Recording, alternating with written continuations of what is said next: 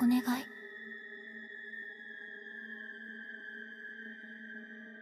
私を殺して。Angel of Death, ou Satsuruku no Tenshi en japonais, propose un concept plutôt original. Une jeune fille désire la mort, et un serial killer lui donnera si elle l'aide à sortir d'un immeuble rempli de tueurs. À première vue, le projet semble s'inscrire dans la tradition du manga horrifique japonais. La jeune fille qui se réveille dans un immeuble labyrinthique, chaque étage contrôlé par un tueur sadique, mais la série installe autre chose. Une atmosphère froide, un rythme suspendu, une étrangeté dans la façon dont les personnages parlent de la mort, comme s'il s'agissait d'un contrat lambda. 僕なら楽に殺してあげられるし、ぴったりのお墓も作ってあげられるよ。君の望みを叶えてあげる。 Bonjour et bienvenue à tous sur la chaîne Open. Je vous préviens, cette vidéo sera blindée de spoilers. Maintenant que ceci est dit, bon visionnage à tous. Angel of Death est tiré d'un jeu vidéo créé par Makoto Sanada et développé sous RPG Maker, un logiciel permettant de façonner simplement un jeu vidéo de type jeu de rôle ou jeu d'aventure. Le jeu sort donc en 2015 et le succès est immédiat. Les spectateurs regardent d'autres joueurs progresser dans cet univers, fascinés par l'alchimie étrange entre horreur, mélodrame et dialogue presque théâtral. Très vite, le jeu connaît une adaptation en manga, puis une adaptation animée en 2018. Mais la transition vers l'animation propose un défi majeur.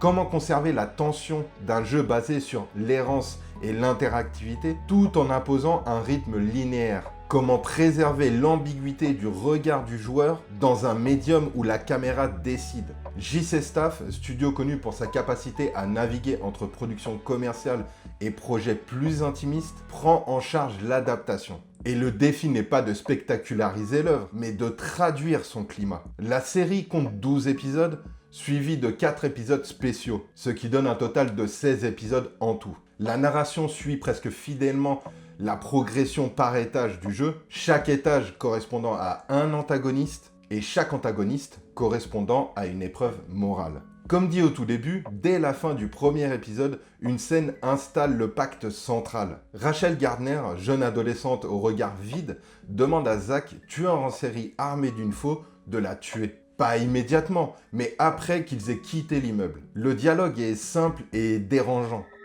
お願い。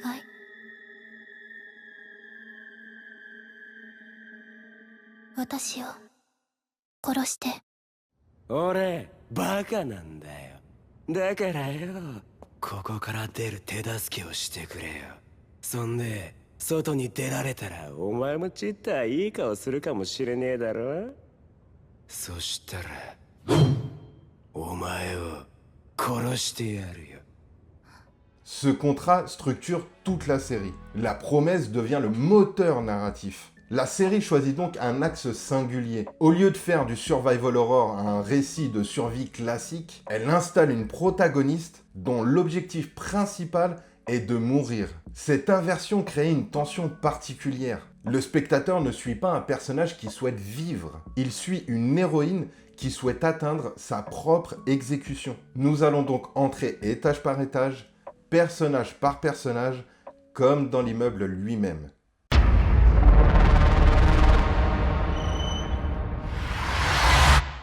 Si l'on observe attentivement la construction d'Angels of Death, l'immeuble cesse d'être un simple décor. Il devient une structure psychique, une architecture intérieure où chaque étage pourrait correspondre à une strate du conflit de Rachel. Et dans ce cas-là, les gardiens ne sont plus simplement des antagonistes. Ils incarnent des forces mentales, des pulsions, des manières de juger, de possiblement corriger ou bien de figer l'âme. La comparaison avec les cercles de l'enfer de Dante Alighieri éclaire cette lecture. Dans la Divine Comédie, chaque cercle correspond à une forme particulière du péché et à un châtiment adapté. L'organisation est morale, méthodique et implacable. Dans Angels of Death, la hiérarchie n'est pas théorisée de manière aussi doctrinale, mais le principe demeure. Chaque niveau possède sa loi, son gardien et un type de violence bien précis. L'immeuble agit alors comme un enfer personnalisé. Danny ouvre ce parcours intérieur.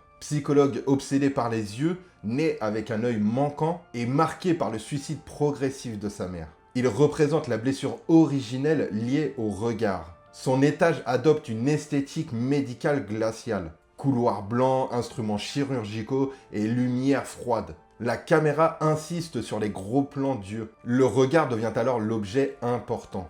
Par contre, Danny ne veut pas tuer Rachel. Il veut la transformer et la garder à ses côtés. Il souhaite recréer dans les yeux de Rachel ce vide qu'il a vu chez sa mère au moment de sa pendaison. Une beauté bleue émotionnellement morte. Il projette sur Rachel son propre trauma, son désir de figer une expression définitive. Symboliquement, Danny incarne la volonté de correction pervertie. Dans une lecture mentale, il représente la partie de Rachel qui considère son émotion comme défectueuse. Il faut ajuster, rectifier. Les scènes où il tente de capturer Rachel reposent sur l'invasion. La caméra s'approche des visages, le montage ralentit et la menace s'insinue. Danny cherche à remodeler l'âme. Dans l'enfer mental de Rachel, Danny serait le cercle du regard altéré. Comment je me vois, comment on me voit et comment je devrais être. レイチェル、あ、そうだよ、それだよ。君はなんて素敵な目をするんだ。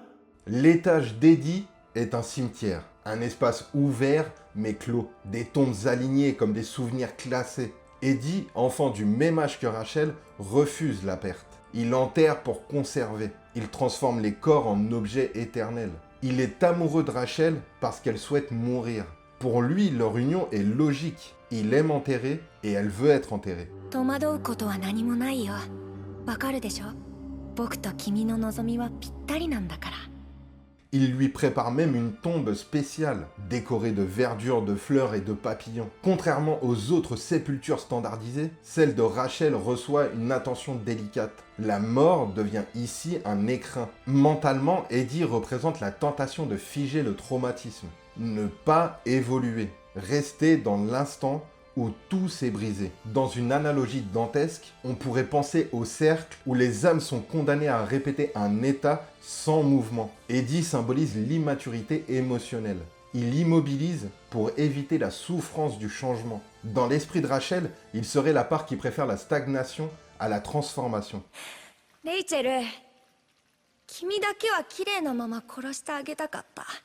Cathy transforme son étage en tribunal scénique. Projecteurs, estrade et fausses exécutions. Elle manipule les règles pour produire un drame. La mise en scène devient alors plus dynamique. Cadrage oblique, montage nerveux et éclairage contrasté. Le spectacle domine. Cathy veut que les criminels se dévoilent. Elle les appelle les pécheurs. Elle impose des épreuves qui doivent les pousser à révéler leurs désirs. Pour elle, ce sont des énergumènes qui ne peuvent pas changer. Ils méritent une mort exposée, sous le regard haineux d'un public imaginaire. En tant que personne du spectacle, le suicide, à ses yeux, constitue une échappatoire inacceptable. おぞましい。模範的なんて間違いだったわ。レイチェル・ガードナーは罪人のなり損ない。アイザック・フォスターは欲望に駆られて自分で自分を殺すほど愚かだなんて。 La mort doit être visible, infligée et théâtrale. Dans la topographie mentale, Cathy représente la peur d'être jugée publiquement. お待たせしました。皆さんお楽しみのキャシー特製スペシャルドクガスの時間です。さあ、死んでちょうだい。 La honte exposée, le besoin d'une punition spectaculaire. Dans l'enfer de Dante, certains damnés sont montrés comme des exemples. Cathy fonctionne selon cette logique. La faute doit être montrée. Elle incarne le tribunal intérieur de Rachel, celui qui réclame une condamnation visible. 本日のメインイベントよ。さあ、面白いものを見せてちょうだい。 Gray, prêtre aveugle, parle de dieux, d'anges et de sorcières. Il affirme représenter son dieu et même être Dieu dans son étage. 私は神の目線に立つ者。私という神はここに存在しているのだよ。 Son étage adopte une esthétique d'église solennelle, vitraux, bois sombres et lumière filtrée. La mise en scène ralentit, les dialogues s'étirent. Gray soumet Rachel à des épreuves hallucinées à l'aide d'un gaz. Il cherche à déterminer sa nature, pure ou corrompue, ange ou sorcière. 君がどのようなものかまだ判断しておらん。君がどういった人間かわからないのだから、闇雲に裁きを下すような真似はせんよ。 Mais sa conception de la pureté est singulière. Tuer n'est pas nécessairement mal, c'est l'intention qui compte, la sincérité ou l'altruisme. ザックは素直で純粋だ。私はザックが透明な羽を持つ存在だと思っていた。あなたはあいつを本当に天使とでも。そう思っていた。人を殺すことしか知らぬ純粋なものだからこそな。Il observe Rachel avec distance. Il ne cherche pas à la transformer, mais à comprendre sa cohérence morale. Il l'interroge aussi sur les changements provoqués chez les habitants de l'immeuble. Zach et son désir de sortir, et fatalement sa protection. Danny et son obsession ravivée. Eddie et son amour inédit. Cathy et la transgression de ses propres règles.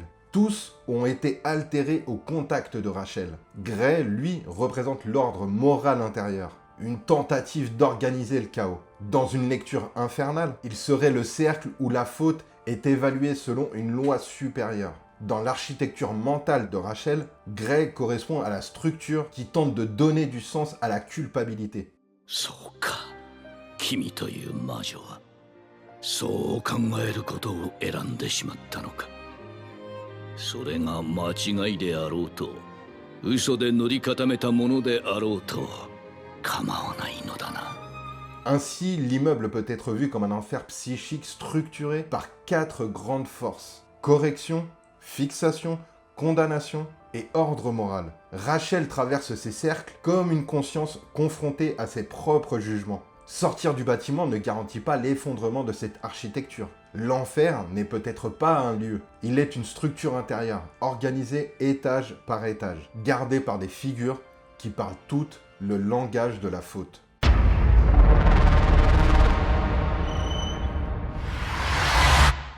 Maintenant, au centre de tout cela, il y a un contrat, une promesse formulée dans un couloir gris et sombre. Rachel Gardner et Isaac Foster, surnommés Zach, avancent ensemble dans l'immeuble. Leur alliance repose sur une condition simple. 神様に誓って殺してくれるの？ Ce pacte donne au récit son axe moral et symbolique. Rachel apparaît d'abord comme une enfant tout ce qu'il y a de plus banal, voulant échapper à la mort, fuyant, mais Danny, son psychologue, lui révèle que ses parents sont morts. À partir de ce point-là, Rachel devient limite quelqu'un d'autre, sans émotion, regard fixe, voix monotone et posture raide. お前行きたいと思わねえのか？俺はまともな成人男性だからお人形さんを切り裂く趣味はねえんだよ。 La mise en scène insiste sur son immobilité. Dans les premiers épisodes, la caméra la cadre souvent frontalement, centrée comme un objet d'étude. Son visage devient une surface presque neutre, et cette neutralité crée un trouble. Elle ne crie pas, elle ne supplie pas, elle ne manifeste pas d'instinct de survie visible. Lorsqu'elle demande à Zach de la tuer, elle le fait avec la même intonation, comme une demande banale. お前を殺してやるよ。本当？ああ、お前がちゃんとやればな。分かった。 Cette froideur fonctionne comme indice d'un traumatisme profondément ancré. Enfin, c'est un peu particulier, parce que clairement son passé montre des violences psychologiques et visuelles flagrantes, mais elle est elle-même une personne proche de ce qu'on appelle l'alexithymie, une incapacité à identifier ou exprimer ses émotions. La série révèle progressivement son passé familial marqué par la violence. Les flashbacks sont traités avec un éclairage plus chaud, plus naturel, créant un contraste visuel avec la froideur du présent. Mais cette chaleur n'apporte aucun réconfort, elle signale juste la mémoire. Rachel incarne une volonté d'être désirée, pas physiquement, mais psychologiquement, que quelqu'un partage une volonté d'être associé à elle, une preuve que sa vie a un sens. お父さんとお母さんの体を縫ってくっつけてあげたの。お母さんの口はにっこり笑うみたいに唇に糸を通してあげた。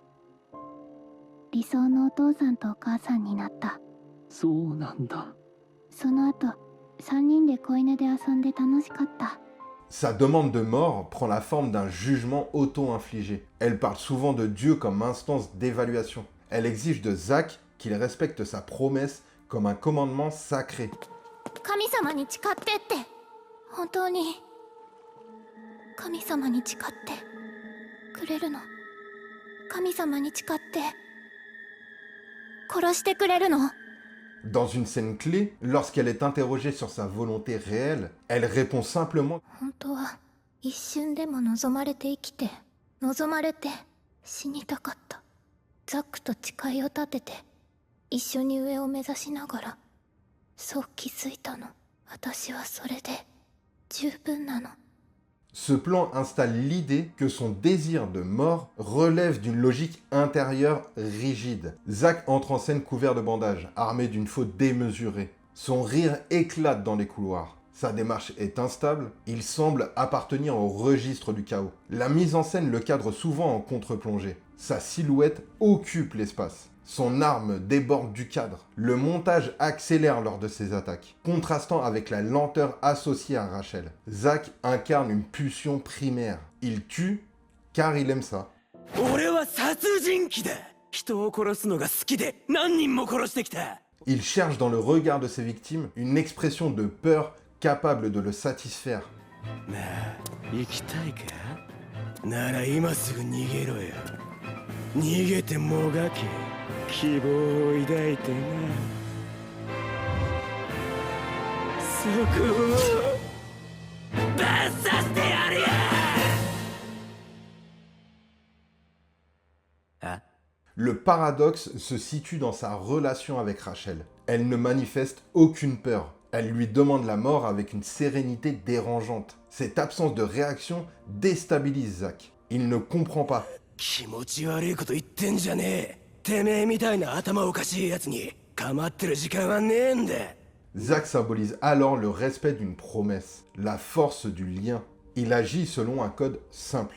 Respecter une parole, donner du sens à cette promesse. Et sa loyauté constitue son trait le plus humain. 俺はな、自分が望んでねえことはやらねえ。本当？しつけえな、何度も言ってんだろ。俺は嘘が嫌い。 Alors que les autres antagonistes suivent des obsessions égoïstes ou narcissiques, Zack protège Rachel pour respecter sa part du contrat. Et la mise en scène souligne cette évolution. Plus la série avance, plus Zack est filmé à hauteur d'homme. Les contre-plongées diminuent, les plans deviennent plus équilibrés. L'image traduit un déplacement symbolique. La violence brute acquiert une direction. La promesse organise donc le récit. Elle remplace toute autre motivation. Rachel n'avance pas pour survivre, Zack n'avance pas pour fuir. Ils progressent ensemble pour accomplir un engagement. Le contrat agit comme un serment. Il structure leur identité respective. Dans l'épisode où Rachel doute de la capacité de Zack à tenir sa parole, la tension monte sans explosion spectaculaire.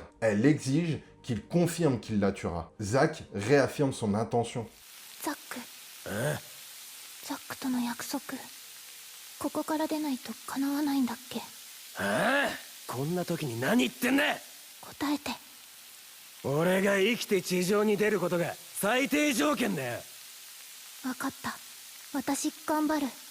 La promesse transforme une relation entre victime et bourreau en alliance fondée sur la confiance. Ce lien constitue le cœur émotionnel de la série. Il donne au récit sa cohérence interne. Il crée aussi une ambiguïté morale constante. Le spectateur observe finalement deux personnages liés par un projet de mort.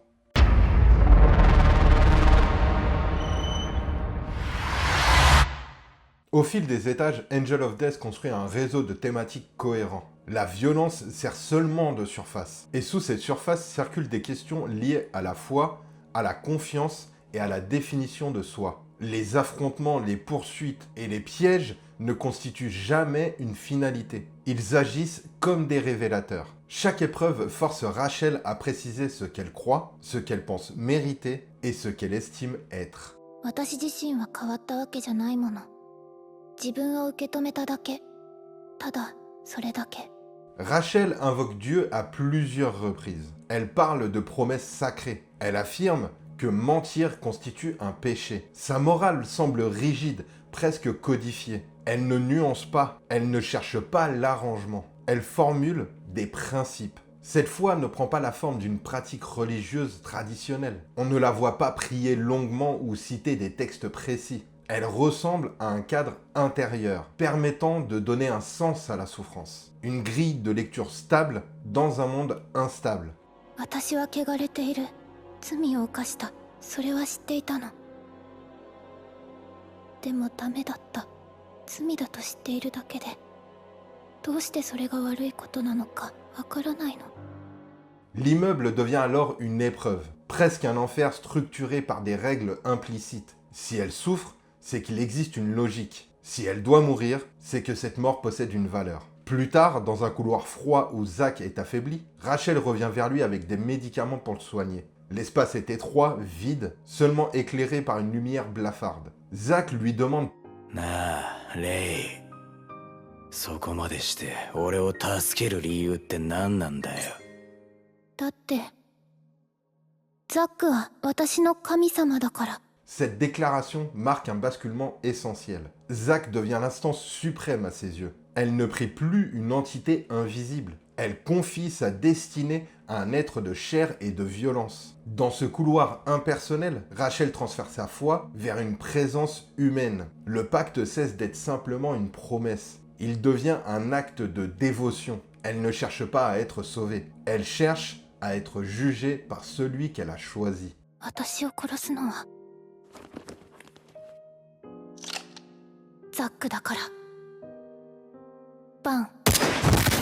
Le désir de mort de Rachel s'explique par son rapport à sa propre vie. Elle, qui a toujours été distante, proche de l'alexithymie, souhaitait une famille aimante et parfaite. L'écart entre ce désir et la réalité a creusé un vide. Elle en tire une conclusion radicale. Si personne ne veut d'elle vivante, sa disparition devient cohérente. Et Zack devient l'exécutant désigné. Il incarne une sentence acceptée, une promesse de lien. Paradoxalement, c'est à travers cette perspective de mort qu'elle construit la relation la plus solide de son existence. さっきナイフをもらったのにわがままだと思うけど。ナイフをやったのは俺に殺されるまで生きろってことだ。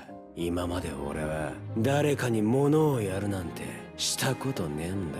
Dans une scène tardive, lorsque Rachel est blessée et que Zack craint de devenir un menteur si elle meurt avant qu'il puisse tenir parole, elle lui rappelle qu'une promesse, tant qu'elle est tenue, ne peut être brisée. Elle ne peut pas non plus être volée, même après la mort de l'une des deux personnes qui partagent cette promesse. Cette conception quasi sacrée de la parole donnée renforce la dimension rituelle de leur pacte, alors même que Zack a réussi à lui faire comprendre qu'il n'était pas son dieu. なあレイ、目の前にいるのは誰だ？ザック。そうだ、神なんかじゃねえだろ。 Cette promesse garde son caractère sacré, définitif. La promesse devient alors une colonne vertébrale morale dans un univers chaotique. お前自身に、そしてこの俺に誓え。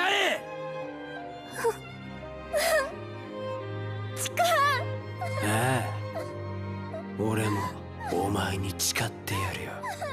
Progressivement, leurs relations modifient leur identité respective. Rachel manifeste des émotions un peu plus visibles, notamment lorsque son secret est sur le point d'être dévoilé. Sa voix tremble, son masque se fissure. Zack, lui, développe une forme de protection. Il ne se définit plus uniquement comme un tueur. Il devient le garant d'une parole. Leur pacte produit une reconnaissance mutuelle. Chacun devient témoin de l'existence de l'autre. Dans un monde structuré par le jugement, ils trouvent une forme singulière de validation. Le lien ne guérit pas tout, il n'efface pas la culpabilité. Il offre cependant une définition nouvelle d'eux-mêmes, construite non pas sur la peur ou la correction, mais sur une promesse partagée.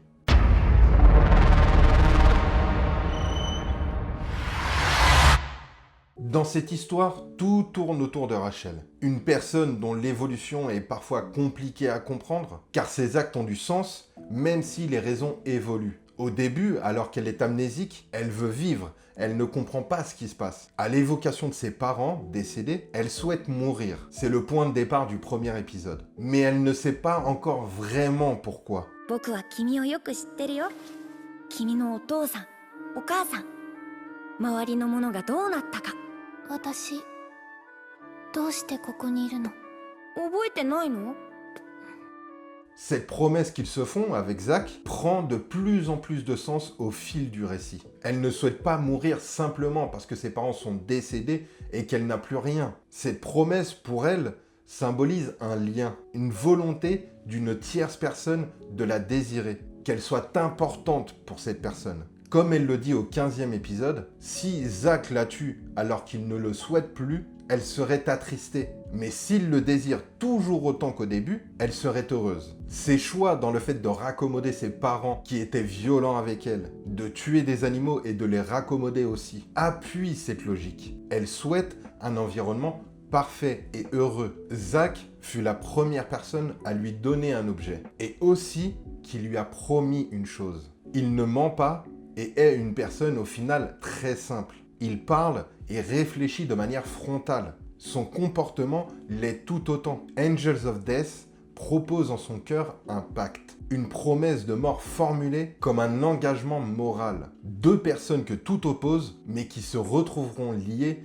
par la force des choses. Et d'ailleurs, la fin. Que veut dire la fin pour vous ? Rachel, à ce stade de l'histoire, ne croit plus à ces histoires de Dieu qu'elle s'est forgées dans sa tête. Elle se dit aussi que si elle meurt, leur promesse entre Zack et elle persistera malgré tout. Elle sait, pour finir, que l'homme qui doit la tuer est condamné à mort, et donc qu'il ne pourra plus lui ôter la vie lui-même. Ma théorie se révélera, parce que je suis quelqu'un de plutôt rationnel, être le suicide de Rachel. Pour appuyer ma théorie, il y a la lune bleue, comme l'évoque Danny, qui représente une quiétude dans la mort. Le fait qu'elle ne soit plus présente dans la chambre, le couteau qui a aidé à casser la fenêtre et le montant. Oui, Rachel avait bien le couteau avec elle en sortant de l'immeuble. Le sang répandu sur le montant et le mur en dessous montre que son bras fut blessé en traversant la vitre brisée. C'est ma théorie, mais rien n'est vérifiable en soi. La scène où on voit Zack est, je pense, une volonté scénaristique de nous donner une clôture à cette magnifique histoire. Magnifique, même si de base, oui, ça paraît glauque. Il se retrouve après la mort, ou avant, selon ce que préfère le spectateur, et s'envole.